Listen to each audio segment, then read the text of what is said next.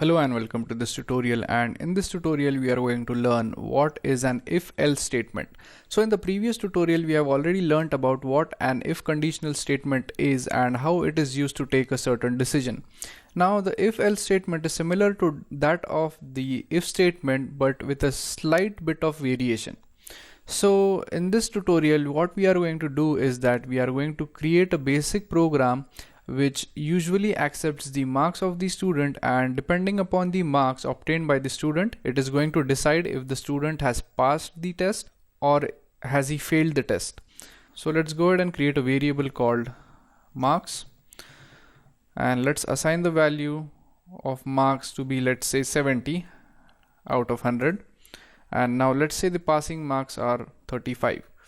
So basic condition which we want to check is the marks should always be greater than 35 if the student has to pass. So we go ahead and create the if statement, and we check the condition that if marks are greater than or equal to 35, then we want to display that the student has passed. So we go ahead and type document.write, and we display that the student has been passed. So we type the student has passed the test. Now what if the student has scored less than 35 marks? Now if we want to handle that situation, so in order to do that we use the else statement.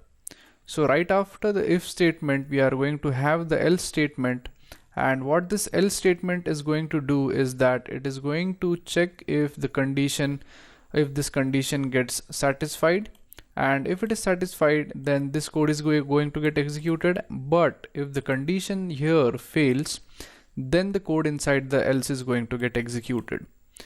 Now what if the student scores let's say marks which are less than 35? Then obviously the student has failed the test. So in that case, in the else statement we want to display that the student has failed the test. So we go ahead and create the code for it. So we type document.write, and we say that the student has failed the test. So now once we have everything in place, we simply go ahead and save the code and we execute it. So as you could see, it is going to display as this text that the student has passed the test, and that is because the marks scored by the student are given to be 70. Now let's go ahead and let's give the marks as, let's say, 23. And now if you save the code and execute it, you are going to get the result as the student has failed the test. So basically what this program does is that initially we are going to store the value of 23 into marks. Now this if condition is going to check that if marks are greater than 35, and in this case the marks are not greater than or equal to 35 because 23 is not greater than or equal to 35. So this condition right here is not going to get satisfied, and therefore it is not going to go through this code. Instead it will jump onto this code written in the else statement and it is going to print the code.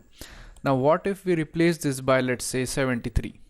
Now when we give the value of marks to be 73, then definitely 73 is greater than or equal to 35.